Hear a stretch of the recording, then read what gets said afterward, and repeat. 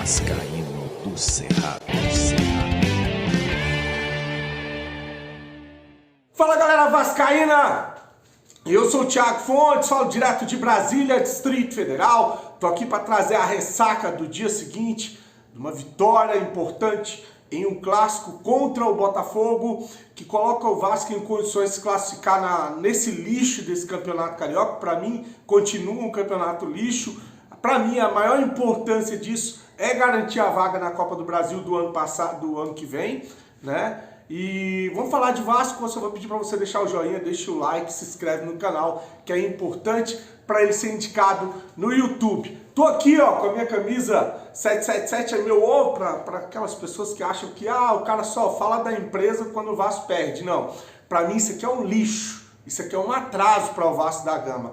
O Vasco foi vendido para o pior grupo possível, né? É claro que a chegada do Ramon Dias, que foi o acaso, já mostrei várias vezes aqui, não era o Ramon Dias que vinha, era o Rogério Ceni. Depois tentaram outro técnico argentino, não deu, aí veio o Ramon Dias. E o Ramon Dias, para mim, é o grande gestor dessa SAF do Vasco, junto com o Alexandre Matos, tá? São os dois aí que estão abraçando a causa e peitando, inclusive, a 777 em entrevista coletiva, cobrando contratações. Sabem que o buraco é mais embaixo para uma temporada, para um campeonato brasileiro. A gente está feliz com a vitória e com os jogos do Vasco nos clássicos, porque são times do nível do Campeonato Brasileiro, mas que ainda falta muito para uma temporada, principalmente com relação a elenco. Tem uma frase aí que falaram do Garoni, que ele falou, o Garoni é um cara que eu admiro pra caramba, e ele falou que time bom ganha jogo, elenco bom ganha campeonato. E o que falta para o Vasco é um elenco bom, peças de reposição e uns 2, 3 jogadores ainda para chegar para ser titular. Para mim essa empresa é um atraso, não vem falar que o Vasco está com salários em dia e contratando por causa dessa empresa, não. O Vasco está com salários em dias e contratando jogadores com o dinheiro do Vasco, com o dinheiro que não é mais bloqueado na justiça, graças ao regime de execuções, o RCE, que é o regime centralizado de execuções, que coloca os credores em uma fila e 20% de tudo que o Vasco arrecada automaticamente é tirado para pagar esses credores. Isso fez com que não houvesse mais bloqueios na justiça e o dinheiro que não chegava no associativo na mão do presidente para pagar salários, agora chega. E venda de jogador e muitas outras coisas que entrou de receita do Vasco. Se você for comparar aí nos 2 últimos anos, o Vasco faturou muita grana com venda de direitos de Campeonato Brasileiro, com venda de direitos agora que você pode negociar separadamente o direito de transmissão do Campeonato Carioca, e isso deixou inclusive a FEG chateadinha, porque ela queria que o Vasco recebesse a metade do que o Urubu recebe, né? E o Vasco foi buscar negócios fora desse lixo dessa FEG. Isso fez com que eles perseguissem ou estão perseguindo o Vasco no Campeonato Carioca. Então sim, eu continuo com o meu protesto que essa empresa é um atraso para o Vasco, tá? Ela é um atraso.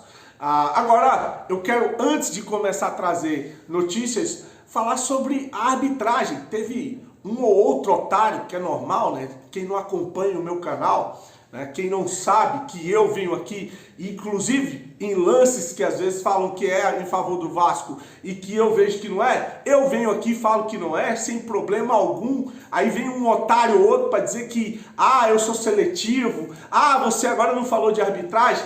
Doente mental, olha o vídeo ontem e observe com atenção que eu falei de arbitragem sim, tá? O Vasco foi garfado ontem contra o Botafogo, porque o gol do Botafogo, o primeiro, era para ter sido anulado e terem dado o pênalti na origem da jogada lá atrás, que foi um pênalti escandaloso no lateral do Vasco, Paulo Henrique.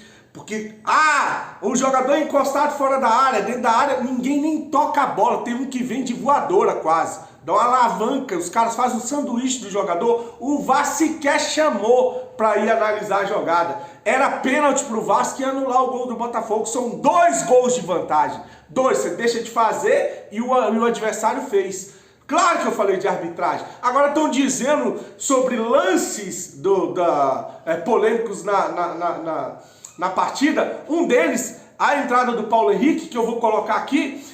Por que você não falou dessa entrada criminosa do lateral Paulo Henrique no jogador do Botafogo. Criminosa aonde? Futebol é contato. Foi com a trava da chuteira nos peitos?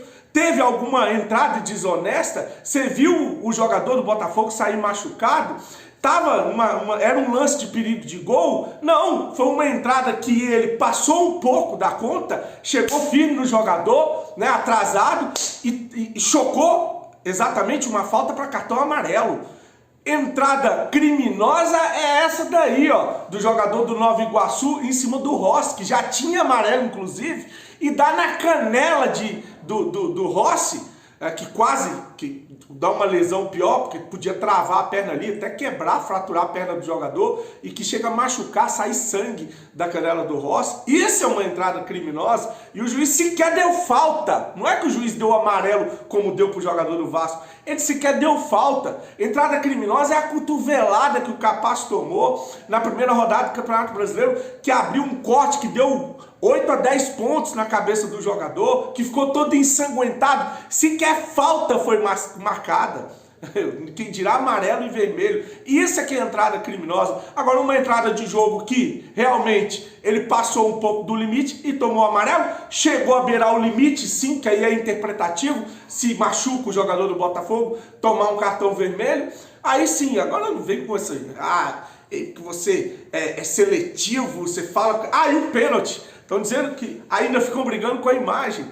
Porque não vai falar do pênalti que foi fora da área, começou fora da área. Vou deixar um especialista que odeia o Vasco falando desse pênalti, que foi o Ipon, eu ainda falei lá no Instagram, o Ipon ou um Vasari, entenda como queira, o cara pega e derruba o jogador dentro da área. O próprio PC lá, o cara que odeia o Vasco lá na Globo, falou que foi pênalti claro. Por segurar, você tem que determinar aonde ela termina. Ele começa segurando fora e termina lá dentro, ali, como se o Felipe até no nosso bate-papo falou, como se tivesse dado o ipom ali, né? E aí a falta por segurar, por agarrar, é aonde termina, efetivamente, eu acho que é o momento que derruba o Paulo Henrique. Ele sofre ali a alavanca, o Hugo começa a segurar, ele ainda continua em pé, indo para a jogada, e lá dentro é onde o Hugo... completa ali o serviço ali de agarrar o adversário. E aí em campo o Wagner Magalhães marca, na minha visão, corretamente o pênalti a favor do Vasco. Então, babaquinha, você que vem aqui fazer esse tipo de comentário, que não acompanha o meu canal, que inclusive eu sou um dos canais que sou criticado pela torcida do Vasco, por parte da torcida do Vasco, porque eu não fico passando pano para coisa errada, que eu não fico passando mão na cabeça de jogador que falha, inclusive chamando de cabaço, quando é expulso e tem que ser expulso, quando comete pênalti, cabaço. Eu sou um dos caras que mais chega aqui e fala, e quando há um erro que favorece ao Vasco, que é raro, mas quando acontece, eu venho aqui e falo, mesmo com o torcedor, dizendo que, mas a gente foi roubado muito tempo, isso daí não paga, nem não interessa. Eu venho aqui e falo o que é certo e o que é errado. Aliás, a minha opinião, tá? Do que é certo e que é errado. Às vezes a minha opinião do que é certo e do que é errado, ela é interpretativa. Quem tá do outro lado pensa de uma maneira diferente. Então você que vem aqui fazer esse tipo de comentário, enfia a língua no rabo e vai fazer graça em outros canais, que aqui você não vai se arranjar não, tá bom? Aqui quem acompanha o canal sabe muito bem da minha honestidade e caráter com relação à justiça, à injustiça, a essa corrupção, essa quadrilha, esses bandidos que tomam conta do futebol brasileiro. Não é só do futebol não, em muitas outras coisas também, principalmente com relação à política, tá? Bom, ontem teve uma vitória do Nova Iguaçu. Não, antes de entrar nesse mérito da vitória do Nova Iguaçu, eu vou falar aqui do pós-jogo do Thiago Nunes, né? O Thiago Nunes, do técnico do Botafogo, ele falou algumas coisas que chamaram a atenção. Primeiro, os problemas psicológicos do Botafogo depois de uma temporada em que o Botafogo estava quase campeão brasileiro e perdeu um título que estava nas mãos. E isso tem abalado psicologicamente os jogadores. Quando tomou o empate do Vasco, ele disse que sentiu que os jogadores já sentiram o baque no vestiário, né? E aí ele faz uma revelação que meio que choca aí, né? A galera que acompanha o futebol. Tem jogador do Botafogo pedindo para ficar de fora dos jogos, nunca vi isso, né? Pedindo para não jogar por causa do ano passado. E aí ele fala de merecimento, ele fala que o Botafogo mereceu vencer o Nova Iguaçu, mereceu vencer a Portuguesa, mereceu ter empatado contra o Flamengo, agora contra o Vasco, o Botafogo não mereceu a vitória, dizendo que o Vasco sim foi mais efetivo e mereceu ter saído com a vitória ontem no Clássico. Melhor, né? Você falou da semifinal do Campeonato Carioca, eu tenho certeza que a gente, né, mereceu vencer o Nova Iguaçu, mereceu vencer a Portuguesa, mereceu o empate com o Flamengo e as coisas não aconteceram. Hoje a gente não mereceu vencer, o adversário conseguiu ter um aproveitamento melhor das chances que teve. A gente contabilizava agora 5 chances do Vasco e 5 nossas, eles fizeram 4 gols, a gente fez 2. Né? Então, o resultado é um pouco mais difícil de explicar, mas de forma geral a gente tem que encontrar soluções e repassar isso de forma objetiva para os nossos atletas a partir de amanhã. Agora eu vou trazer o Emiliano Dias na entrevista coletiva de pós-jogo. Ele foi perguntado sobre esse aproveitamento do Vasco com ele e o pai dele, o Ramon Dias, desde que eles chegaram. São 6 clássicos, apenas uma derrota, 3 vitórias e 2 empates. Se você lembrar, o Vasco até um dia desses era ponto grátis nos clássicos no Rio de Janeiro. Não ganhava de ninguém. Não é que não ganhava, perdia para todos, né? E agora não, de 6 jogos você tem aí 3 vitórias, 2 empates, e nos 6 jogando bem. Mesmo quando perdeu, o Vasco jogou bem com o Ramon Dias. E o Emiliano fala, né, dessa preparação para os clássicos, que a mentalidade é de luta, de entrar para um jogo de vida ou morte, que é a escola que eles trazem dos clássicos Boca e River Plate. Então isso tem incorporado no elenco, e é importante a gente falar que o Ramon, por isso que eu falei que é importante você ter um bom treinador, um cara que segura, bota o que ele tem que colocar dentro de campo e que se lasque, né?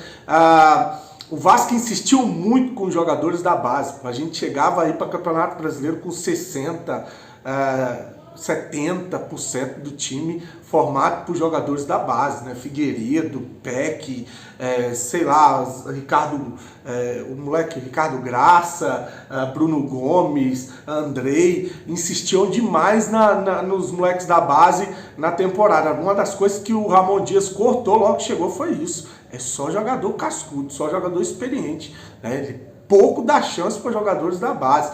Um aí que é jovem ter entrado é o Cocão, que entra no segundo tempo e tem, porra, agradade. E tem torcedor achando ruim que eu chamo ele de Cocão. Ah, você chamava ele de Cocão quando você criticava ele? Não, chamo de Cocão porque era o nome que chamavam ele lá no Náutico. Ele era o Matheus Cocão.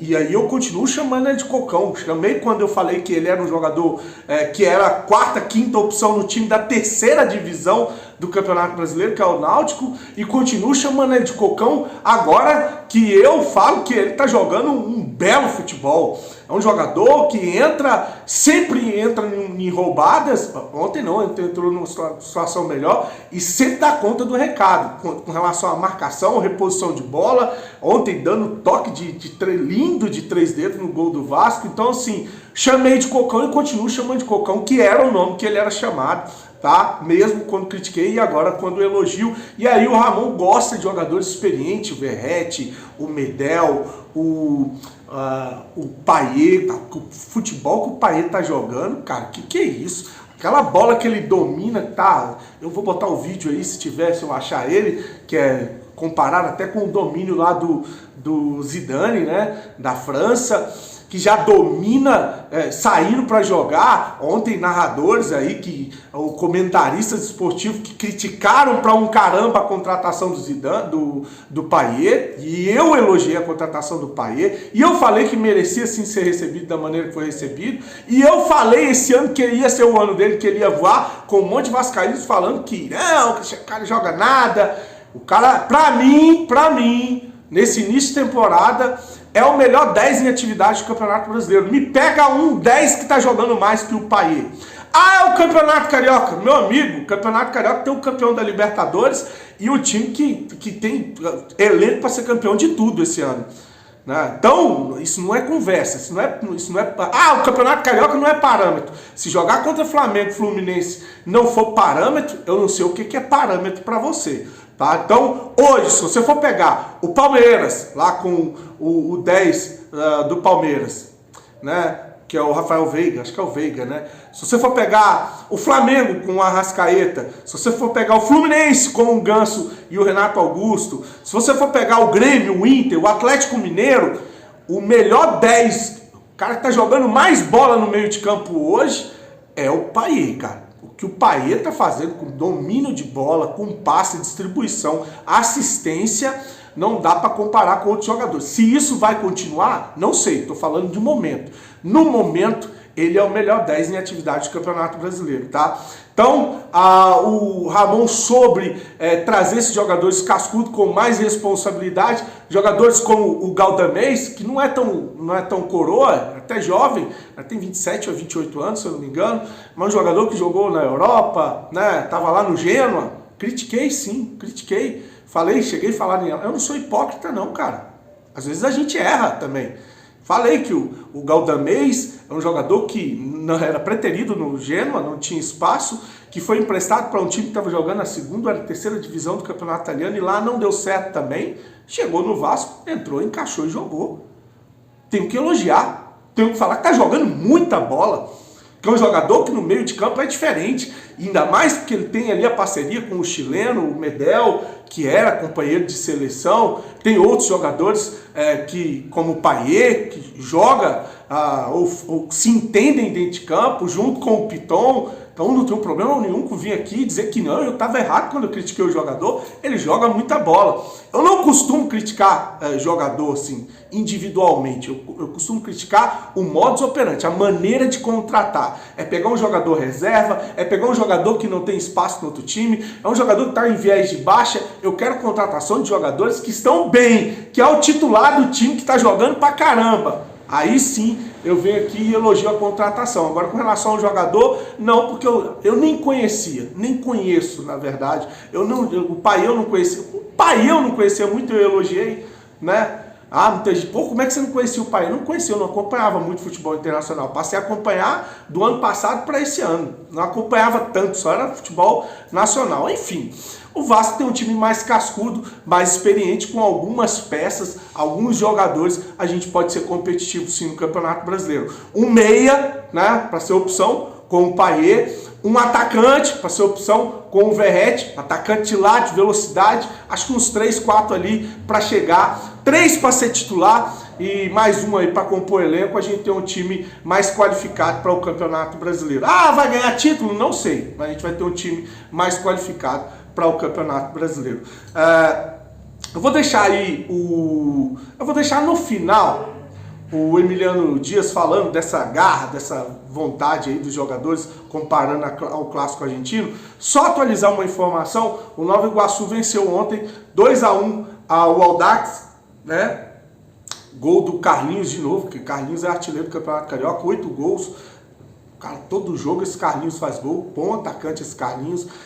Pode ser um Manga da vida, pode ser o Lelê do Fluminense. Lelê é vice-artilheiro do Campeonato Carioca, 5 gols.